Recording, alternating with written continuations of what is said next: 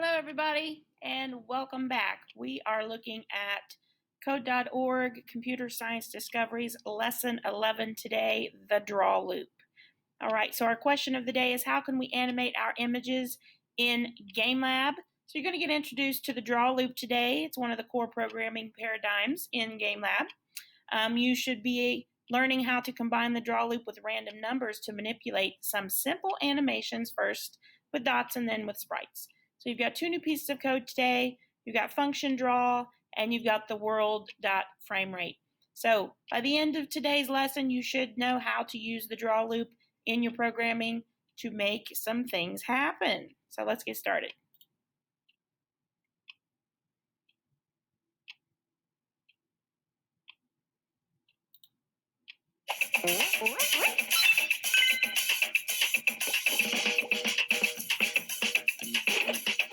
Animated movies create the impression that characters are moving smoothly, but if you slow them down enough, you'll realize there are lots of individual images. Each image is just a little bit different from the one before. Speed them back up, and your eyes are tricked into thinking you're watching real-life motion. A very simple example of this effect is a flipbook. The key to animation, whether on paper or the computer, is that part of the drawing is changing over time. An easy way to achieve a change is to use the random number command to generate a new random location, size, or color for the shape we're drawing. Here's a simple program that draws a single rectangle with a random X position and a random Y position. If we run and reset this program over and over again, we can see that it draws the rectangle in a new position each time. But that's like a flipbook with only one page. To create real animations, we need to be able to string these pages of the flipbook together. In GameLab, we'll do this using the draw function. The draw function is special in GameLab. The commands inside of the draw function are run line by line from top to bottom. But once the computer reaches the end of the commands inside the draw function, it jumps back to the beginning and repeats the commands over and over again, as long as your program is running. Because the code in the draw function repeats in a loop, we'll just refer to this as the draw loop. Let's move our rectangle inside the draw loop and see what happens. Whoa, so many rectangles! We can see that a rectangle isn't just being drawn once anymore. GameLab is automatically calling the commands inside of the draw loop many times a second. In this program, that means that a new random X and Y location is generated, and then a rectangle is drawn over and over and over. You can place as many commands as you like inside of the draw function. For example, let's choose a new fill color before drawing each rectangle by placing a fill command inside the draw loop. Instead of always choosing the same color, we'll randomize by replacing the red value with the random number command. So in every frame of the flipbook, the computer is picking a new shade of red and setting that as the fill color. Then it picks a new X and Y value and draws a rectangle with those values. In a typical animated movie or flipbook, you don't continue to see all of the drawings that came earlier in the animation. Instead, you have the illusion of a single shape or character moving over time. You'll discover how to make that happen with the draw loop soon. All right, let's continue.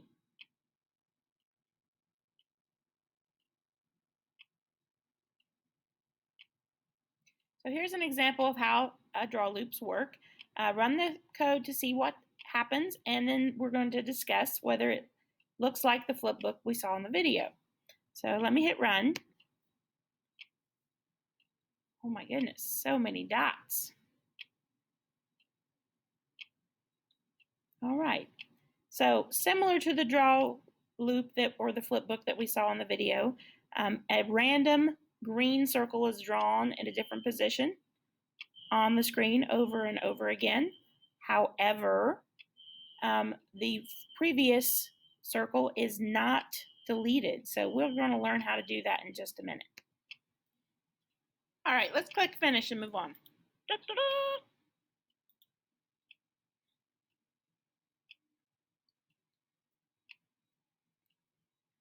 So in level 4, we have to do some work with the draw loop. Remember that the code inside the draw loop is run by the GameLab over and over and over again. do this. Add code to this program so that your drawing has orange circles being drawn too. Move on when your program looks like the picture to the right. All right, so let me run to see what I have. All right, so I have the same green circles as before. So now I need to take a look at lines 3, 4, 5, and 6. I've got a draw loop, I've got a fill green ellipse with a random number at the X and the Y position. So I'm going to repeat that. I'm going to get a fill color, and we're going to call it orange. And I need an ellipse below that. And I need a random number for the X position. That was 0 to 400. Need a random number for the Y position. And that is 0 to 400. And then I'm going to minimize this to get rid of my width and my height value so that it'll auto default to a standard size. I think it's 50-50, but don't quote me. I'm going to hit run to see what happens. All right, so my picture on the left now looks like my picture on the right. So I am finished. Da-da-da!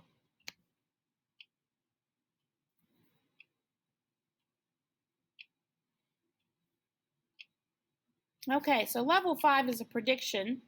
It won't let you hit run until you've made a prediction.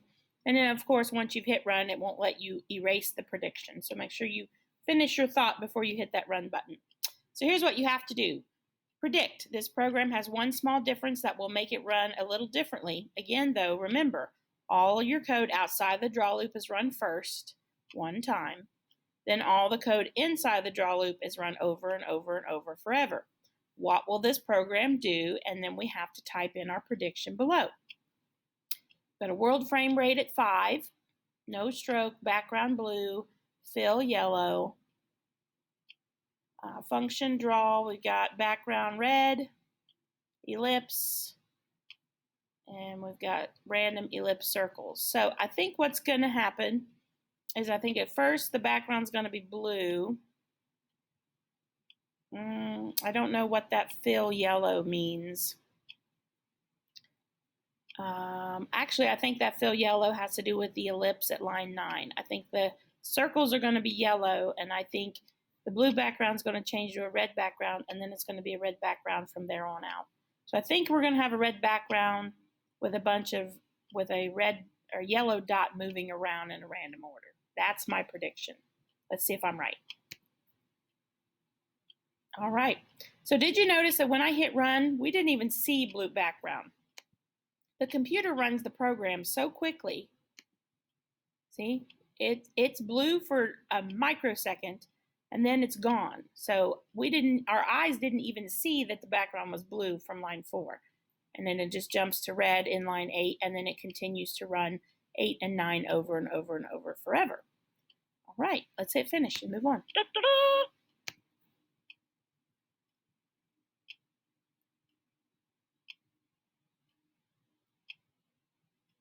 Level 6, by changing sprite properties in the draw loop, you can animate your characters. Run the program to see how it works. Discuss with our partners why some code inside the draw loop and some code is out. And then try changing the numbers in the random number block and running the program again. So let me run it to see what I get first. Oh, I get a wiggly alien. All right, so let's look. We got a variable sprite set to green alien. Then in our function draw loop, we got an orange background. We've got a sprite rotation that has a random number, -10, 10, and then the draw sprite is called. So if I change this number from -10, 10 to -25, 25, what do you think is going to happen? Let's see. Whoa, he's really rocking. Cool. All righty. So why is some code outside of the draw loop? What's going on up here with lines 1 and 2? See if you can figure that out.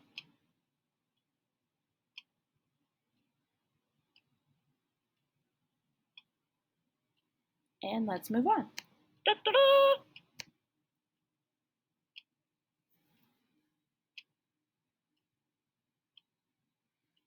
Level 7, this animation already is updated one sprite's X property to make it look like it's shaking. Run the program to see how it works.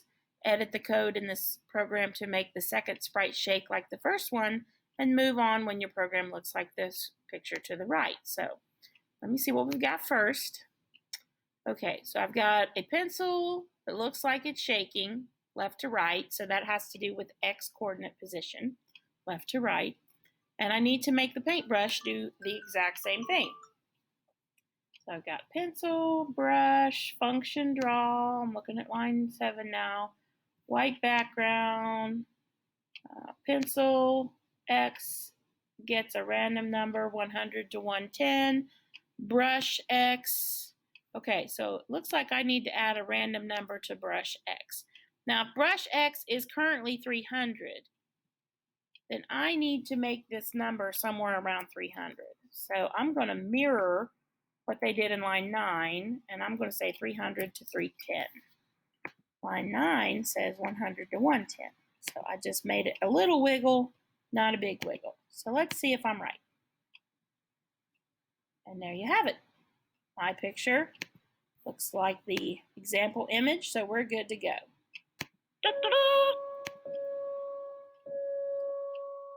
Let's take a look at level 8. All right, so remember, level 8's a practice level. You got to do at least one. If you do more than one, I give you bonus. Let's look at number C. I've not done C, I don't think ever. So this is brand new for me. This bubbly sprite should have multiple frames of animation that repeat, but it seems to stop almost immediately. What I expected to do is sprite animates run smoothly. What it's doing instead is a sprite has after image and stops animating. Do this. Run the program to see the bug. Use the clues to try to find the bug. Okay, so let me go here. Oh yeah, looks like it just stops. So how to debug? Okay, some levels in Game Lab will let you use multi-frame animations with your sprites, which makes them seem like they're moving. Whenever you use these animations, make sure to add a background block at the sprite at the start of the draw loop. Otherwise, it will look like the sprite isn't moving, since all of the frames will draw on top of each other. Okay, so I need to add a background. Where is my, oh, there it is, background color. And the background color can even stay white. And should I put the bubbly inside the draw loop? Let's see. And there she has it, ladies and gentlemen. Boy, that was an easy one. That was fun. Isn't that cool?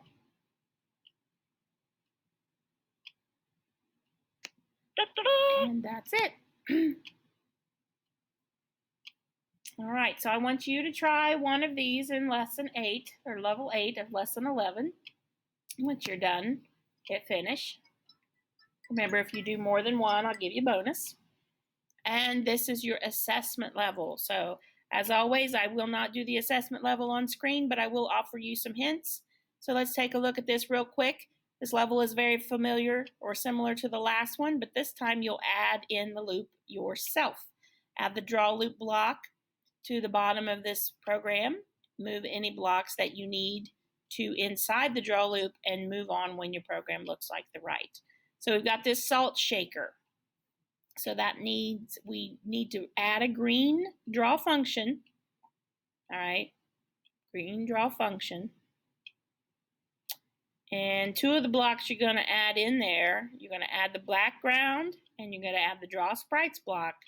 And then you've got to add one more thing. So think about that motion that's happening with the salt shaker, up and down.